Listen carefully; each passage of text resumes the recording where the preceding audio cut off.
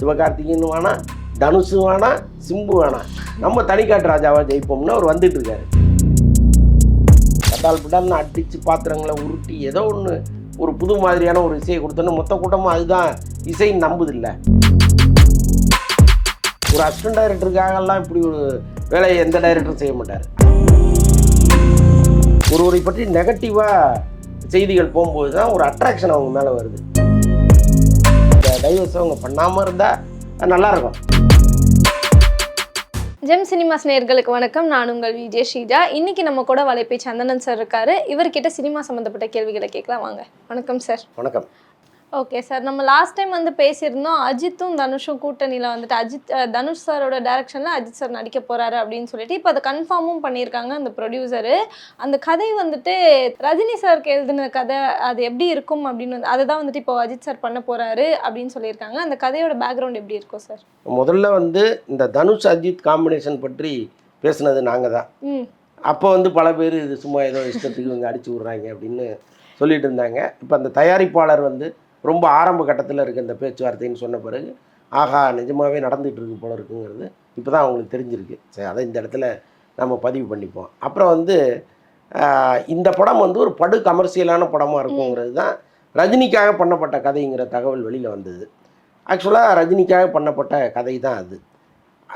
தனுஷுக்கு என்னென்னா ஒரு பெரிய ஆசை, ரஜினி படத்தில் நாம் இருக்கணும், ரஜினியோட கூடவே ட்ராவல் பண்ணுற மாதிரி ஒரு கேரக்டர் நம்ம பண்ணணும்னு அவருக்கு ஆசை இருந்துச்சு. பட் அதுக்கு ரஜினி இடம் கொடுக்கல. சிவகார்த்திகேயனுக்கு அந்த ஆசை இருந்தது, ரஜினி இடம் கொடுக்கல. அவருக்கு என்னென்னா நம்ம வெற்றி நம்ம வெற்றியாக இருக்கணும், தோல்வியாக இருந்தால் கூட அது நம்ம தோல்வியாக இருந்துட்டு போட்டோம். யாரோ ஒருத்தர் நம்மளோட ட்ராவல் பண்ணி அந்த படம் ஹிட் ஆச்சுன்னு வச்சுங்க, அவரால் தான் வெற்றின்னு சொல்லக்கூடாது யாரும். அதில் அவர் தெளிவாக இருப்பார். ஸோ அதனால தான் சிவகார்த்திகேயன் வேணாம், தனுஷு வேணாம், சிம்பு வேணாம், நம்ம தனிக்காட்டு ராஜாவாக ஜெயிப்போம்னு அவர் வந்துட்டு இருக்காரு. அதனால் தனுஷுக்கு அந்த ஆசை நிறைவேறலை. அதுக்கப்புறம் அந்த குடும்ப உறவுகளே அறந்து போச்சு, அவர் வெளியில் வந்துட்டார். இனிமேல் அதற்கு வாய்ப்பு இல்லைன்னு வச்சுங்களேன். அவர் ரஜினிக்காக எழுதின ஒரு கதை ஒன்று இருக்குது. அவர் அட்லீஸ்ட் டைரக்டராக நம்ம பண்ணுவோம், நம்ம டைரக்ட் பண்ணுவோம், ஒரு டைரக்டராக ரஜினிகிட்ட ஒரு நல்ல பேர் வாங்குவோங்கிறதெல்லாம் அவருடைய ஆசையாக இருந்துச்சு. பட் அதற்கும் பெருசாக வாய்ப்பு இல்லை. ஸோ இந்த சூழலில் தான் கரெக்டாக அஜித்துக்கு அந்த கதையை சொல்கிறாரு. அஜித்துக்கும் அந்த லைன் பிடிச்சிருக்கு, டெவலப் பண்ணுங்கன்னு சொல்லியிருக்காரு. அவ்வளோதான். ஓகே சார், இப்போ நடிக்க ஆசை இருக்குன்னு தெரிவிக்கிறவங்களாம் நடிக்க முடியாதுன்னு சொல்லிடுறாரு. ஓகே, இப்போ டைரக்ட் பண்ணணுன்னாது அவங்க கேட்குறாங்க, அதையாவது பண்ணலாம்ல ரஜினி சார்? இல்லைங்க, அவர் எல்லாருக்கும் கொடுக்க வேண்டிய அவசியம் இல்லை. அவருக்கு ஒரு கணக்கு இருக்கும், அது தேவையா இல்லையான்லாம் அவர் யோசிப்பார்ல. சார் லாஸ்ட் டைம் நம்ம பேசியிருந்தோம் இந்த மலையாளத்தில் வர படம் மாதிரி தமிழில் வர மாட்டுதே, மலையாளத்தில் ரொம்ப சிம்பிளாக இருக்கே அப்படின்ற மாதிரி மலையாள படத்தை தூக்கி வச்சுட்டு இப்போ நம்ம கொண்டாடிட்டு இருக்கோம். ஆனால் இப்போ மலையாளத்துலேயுமே இந்த கேஜிஎஃப், புஷ்பா இவங்கெல்லாம் பார்த்துட்டு இந்த மாதிரி தான் எடுக்கணும் அப்படின்னு சொல்லிட்டு இந்த லூசிஃபர் 2 அந்த மாதிரிலாம் படம் வர ஆரம்பிச்சிருச்சு. அதை பற்றி ஏதாவது? லூசிஃபர் பெரிய ஹிட்டு, பார்ட் 1. ஸோ அதனால் இப்போ லூசிஃபர் 2 கொண்டு வராங்க. அது எப்போவுமே இயல்பு தானே. பார்ட் 1 வெற்றினா பார்ட் 2 கொண்டு வரது. இன்னொன்று இப்போ எல்லா இடங்கள்லையுமே ரசனை மாறிக்கிட்டே இருக்குது. இசை எப்படி இளையராஜா அப்படின்னு நம்ம இருந்தோம், அதுக்கப்புறம் ரஹ்மான் வந்தார், ஹாரி ஜெயராஜ் எல்லாம் இருந்தாங்க, இமான், தேவா, வித்யாசாகர், இப்படி பல பேரை நம்ம கொண்டாடி இருக்கோம். திடீர்னு அனிருத்துன்னு ஒருத்தர் வந்தார், ஒரு தட்டால் பிட்டால்னு அடித்து பாத்திரங்களை உருட்டி ஏதோ ஒன்று ஒரு புது மாதிரியான ஒரு இசையை கொடுத்தோன்னு மொத்த கூட்டமும் அதுதான் இசைன்னு நம்புதில்லை. அப்போ அந்த ரசனை மாற்றம்ங்கிறது ஒன்று வந்துருச்சு. ஸோ அந்த மாதிரி தான் இப்போ கேரளாவிலையும் ஒரு ரசனை மாற்றம் வந்திருக்கிறதா நம்ம புரிஞ்சுக்க வேண்டியதாக இருக்குது. ஏன்னா பிரம்மாண்ட படங்களை அங்கே இப்போ ரசிக்க ஆரம்பிச்சிருக்காங்க, ஆக்ஷன் படங்களை ரசிக்கிறாங்க. ஸோ அவங்களுக்கு அது புதுசாக இருக்குது. அவங்க ரொம்ப மெலடியான ஒரு படத்தையும் ரொம்ப யதார்த்தமான வாழ்வியல் தொடர்பான படங்களையும் ஓட வச்சு ரசிச்சுட்டு இருந்தவங்க. பட் இந்த மாதிரி படங்களையும் அவங்க ஓட வைக்கிறாங்க. பரவாயில்ல, அது அந்த மாற்றத்தை நம்ம தப்புன்னு சொல்கிறதா சரின்னு சொல்கிறதான்னு தெரியல. ஏன்னா சம்மந்தப்பட்டவர் காசு கொடுத்து பார்க்குறவங்க ஒரு முடிவு எடுக்கிறாங்க, நம்ம இப்படி சரி தப்புன்னு சொல்லுவோம். ஓகே சார், அடுத்தபடியாக மூக்குத்தி அம்மனோட பூஜை அந்த வீடியோஸ்லாம் நம்ம நிறைய பார்த்துருப்போம். இந்த இது நல்லா இருக்கும் அப்படின்ற மாதிரி நம்ம பேசிகிட்டு இருந்திருக்கோம், நிறைய விஷயங்கள் அதை பற்றி பேசி இருந்திருக்கோம். ஆனால் இப்போ மறுபடியும் அது ஒரு கான்ட்ரவர்சியாக மாறிட்டு இருக்கு. நயன்தாரா மேம் அந்த பூஜையிலேயே ஏதோ அசிஸ்டன்ட் டைரக்டர் திட்டாங்க, ஹார்ஷாக பேசிட்டாங்க.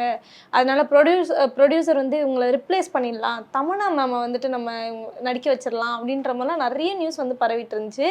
ஆனால் இப்போது நான் வரத்துக்கு முன்னாடி ஒரு நியூஸ் என்ன அப்படின்னு அப்படின்னு பார்த்தீங்கன்னா, குஷ்பு மேம் வந்துட்டு அப்படிலாம் எதுவும் கிடையாது, நிறைய வந்துட்டு வதந்தி வரும், இதெல்லாம் நம்பாதீங்க, இந்த வதந்தியெல்லாம் வந்துட்டு இந்த பூஜைக்கு திருஷ்டி கழிச்ச மாதிரி ஆயிடுச்சு அப்படின்ற மாதிரி சொல்லியிருக்காங்க.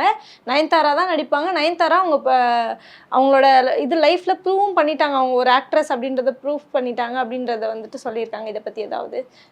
இல்லைங்க, அந்த படத்தினுடைய தயாரிப்பாளர் இயக்குனருடைய மனைவி அவங்க சொல்கிறது வந்து நம்ம காது கொடுத்து கேட்க வேண்டியது தான். பட் நயன்தாரா வந்து எந்தவித கான்ட்ரவர்சியிலையும் சிக்காத ஒரு பர்சனுங்கிற மாதிரி அவங்க சொல்கிறாங்க. இன்னொன்று வந்து இப்போ நீங்கள் பேசும்போது சொன்னீங்க, அசிஸ்டன்ட் டைரக்டருக்கும் அவங்களுக்கும் பிரச்சனை வந்துருச்சு, அதனால் நயன்தாராவே தூக்கிட்டு தமனாவை போட போகிறாங்க அப்படின்ட்டு. ஒரு அசிஸ்டன்ட் டைரக்டருக்காகலாம் இப்படி ஒரு வேலையை எந்த டைரக்டரும் செய்ய மாட்டார். அசிஸ்டன்ட் டைரக்டருங்கிறவங்க எப்போவுமே ஆடு மாதிரி தான், அருவாளை தூக்கி மண்டையில் பட்டுன்னு போட்டுருவாங்க. அதுக்காக வந்து அவங்க யோசிக்கவே மாட்டாங்க, கூடவே நிழலாக இருந்தானேன்னு.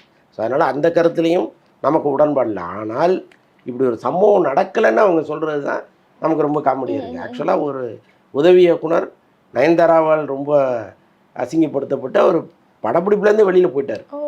அந்த இதுலேயே இல்லை, ஒரு சுந்தர்சிலேயே இல்லை, அவர் போயிட்டார், நான் போகிறேன் சார்ன்ட்டு. சார் இப்போ என்னென்னா ரைட்டு, இவங்களை கமிட் பண்ணியாச்சு. இன்னொன்று ஐஸ்வரி கணேஷ் வந்து ரொம்ப அவங்களுக்கும் இவங்களுக்கும் ஒரு நல்ல நட்பு இருக்குது. அப்போ அவர் தானே தயாரிப்பாளர், அவர் வந்து அவர்கிட்ட போய் நீங்கள் நயன்தாரா வேணாம் அப்படின்னு சொன்னால், இல்லை சார் என்ன பிரச்சனையாக இருந்தாலும் நான் கன்வின்ஸ் பண்ணுறேன், நீங்கள் அவங்கள வச்சிங்கன்ட்டு தான் அவர் பேசுவார். ஸோ அப்படி இருக்கும்போது தடாலடியாக ஒரு முடிவை சுந்தர்சி எடுக்கவும் முடியாது, எவ்வளவு இருக்குது. பட் இந்த கான்ட்ரவர்சி வந்தது ஒருவேளை குஷ்பு சொன்ன மாதிரி திருஷ்டி கிடையாது, ஒரு நல்லதுக்காக இருக்கும். ஏன்னா ஒரு படப்பிடிப்பில் எங்கேயோ ஒரு இடத்துல நடக்கிற ஒரு சின்ன விஷயம் கூட வெளியில் மீடியாவுக்கு தெரியுது, அதை பூதாகரமாக்கிடுறாங்க அவங்க, அப்போ நம்ம பேர் கெட்டு போயிடுது. அதனால் நம்ம டைரக்டர் என்ன சொல்கிறாரோ அதை நடிச்சுட்டு போயிட்டே இருப்போங்கிற ஒரு முடிவுக்கு நயன்தாரா வருவாங்க. ஒரு வகையில் அது நல்லது தானே. Okay sir. இப்போ ஆனால் இந்த கமெண்ட்ஸ்லாம் நம்ம பார்க்கும்போது அதில் கேட்குறாங்க, இவங்க தொடர்ந்து இப்படி இந்த கான்ட்ரவர்சிலே மாட்டிகிட்டே இருக்காங்களே, இது வந்துட்டு அவங்களோட ஃப்யூச்சர் ஃபிலிம்ஸை வந்துட்டு பாதிக்காதா, அவங்களோட மார்க்கெட்டை வந்துட்டு குறைக்காதா அப்படின்ற மாதிரிலாம் கேட்குறாங்க.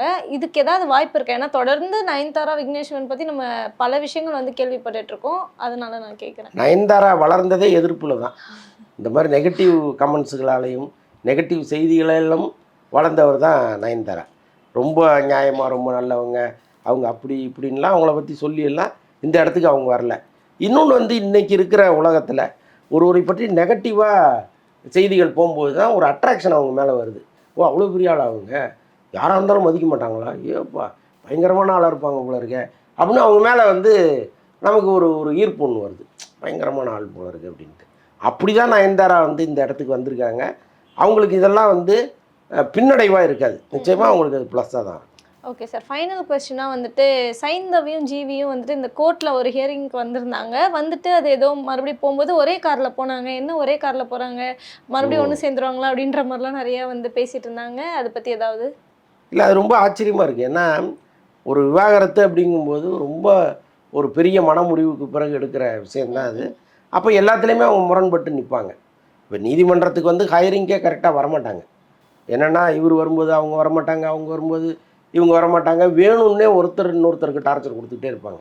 ஆனால் 2 பேரும் ரொம்ப பவ்யமாக வந்து நீதிபதி முன்னால் நாங்கள் மனமொத்த விவாகரத்து வாங்கிக்கிறோம் அப்படின்லாம் சொல்கிறது வந்து ரொம்ப ஆச்சரியமாக இருக்குது. அப்படி அன்போடு இருக்கிற அவங்க வந்து ஏன் பிரியணுங்கிற கேள்வியெல்லாம் இருக்குது. பட் நம்ம விசாரிக்கும்போது என்ன சொல்கிறாங்கன்னா, இவங்க 2 பேருக்கு நடுவில் பிரச்சனை கிடையாது. சைந்தவியினுடைய அம்மா வந்து ஏதோ அவங்க வந்து அதிகப்படியாக ஒரு ஸ்டாண்ட் எடுக்கிறாங்க வீட்டில், அது வந்து ஜிவி பிரகாஷுக்கு பிடிக்கல, அதனால தான் அவர் வந்து இந்த கான்செப்டை வேற எங்கேயோ கேட்ட மாதிரியே இருக்கு அப்படின்ற மாதிரி அப்படியே நம்ம ஜெயம் ரவி பக்கம் திரும்பணும்னா அவரும் இதே ரீசனுக்காக தான்.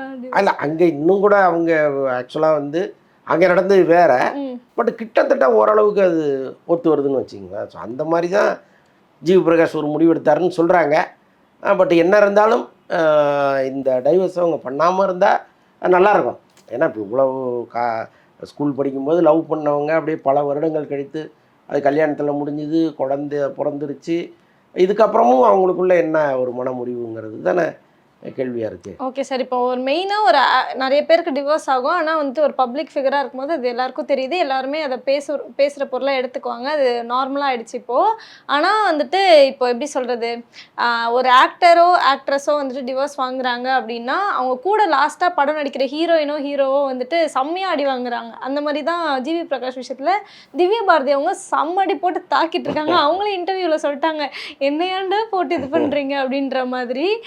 அதெல்லாம் நீங்கள் பார்த்தீங்களா? பார்த்தேன். அதுக்கு என்ன ரிப்ளை கொடுக்கணும்னு நினைக்கிறீங்க? அதுதான் இப்போ இந்த யூகத்தின் அடிப்படையில் சில விஷயங்கள் சொல்லுவாங்க. அவரே வந்து அப்படிலாம் பேசாதீங்கலாம் சொல்லியிருக்காரு. அப்படி இருந்தும் இங்கே தொடர்ந்து அந்த புரளிகளை கிளப்புறாங்க. பட் என்னை பொறுத்தளவுக்கு ஜிவி பிரகாஷ் வந்து நல்ல மனிதர். அவர் வந்து ஒரு தவிர்க்க முடியாத சூழலில் தான் இப்படி ஒரு முடிவு எடுத்திருக்காரே தவிர பேசிக்கலாக வந்து ஒரு நல்ல மனிதர். அவர் இந்த மாதிரி ஒரு தப்பான விவகாரங்களுக்கு எப்பவுமே போக மாட்டார். Okay sir. நிறைய விஷயங்கள் ரொம்ப இன்ட்ரெஸ்டிங்காக சொன்னீங்க. ரொம்ப நன்றி சார். நன்றி.